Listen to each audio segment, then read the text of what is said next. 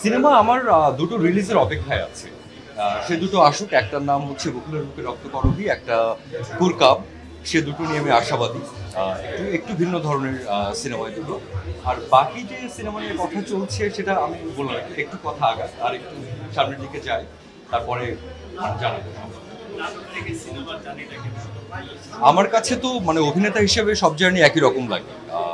সিনেমায় হয়তো আয়োজনটা বেশি থাকে, নাটকেও আয়োজন বেশি থাকে। তো আমার কাছে নাটক, সিনেমা বা ওয়েব আলাদা করে খুব একটা ওইভাবে বিবেচনা করার নয়। আমার কাছে মনে হয় যে সুন্দর গল্প কাজ করার একটা সুযোগ, ভালো কিছু একটা প্রোডাকশনের সঙ্গে থাকবার সুযোগ, সেটাই অনেক ইম্পর্টেন্ট।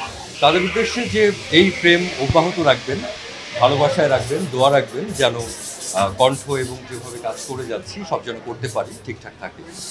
এটা আমি আপনার কাছ থেকে প্রথম শুনলাম। আমি জানতাম না, আমি জানতাম না। তবে জাহিদ প্রীতমের খুব শীঘ্রই একটা সিঙ্গেল আসবে, এমনও দিনে তারে বলা যায়, সেখানে আমি আছি। সেটা খুব শীঘ্রই মুক্তি পাবে।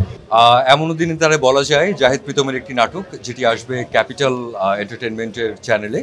সেখানে সারিকা কাজ করেছে, তৌসিফ কাজ করেছে এবং প্রিয়ন্তী উর্বি কাজ করেছে। বুক পকেটের গল্পের সবগুলো সংলাপই আমার অনেক পছন্দের। জাহিদ প্রীতমের লেখাই আমার অনেক পছন্দের। তার মধ্যে একটা কথা বলতে পারি যে মানুষ চায় পাখির মতো উঠতে, উত্তাল সমুদ্রে ভেসে বেড়াতে, সুউচ্চ পাহাড় স্পর্শ করতে। তো আমার কাছে মনে হয় যে এটা মানুষের প্রত্যেকের একটা ইচ্ছে থাকা উচিত, মানুষের মুক্ত হয়েই বাঁচতে পারা উচিত। অভিনেতা না হলে আমি হয়তো লিখতাম, ছবি আঁকতাম।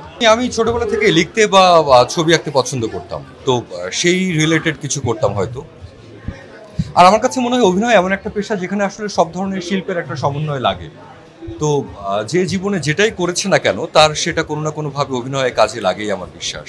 তো আমার যদি কোনো কিছুতে আগ্রহ থেকে থাকে ছোটবেলা থেকে, সব কিছুই আমার মনে হয় যে কোনো না কোনোভাবে হেল্প করে আমার বর্তমানে।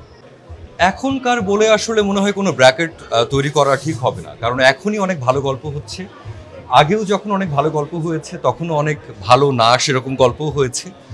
তো এখন যদি অনেক ভালো গল্প না হয়ে থাকে, আমি বিশ্বাস করি যে একই সঙ্গে অনেক ভালো কিছুও হচ্ছে।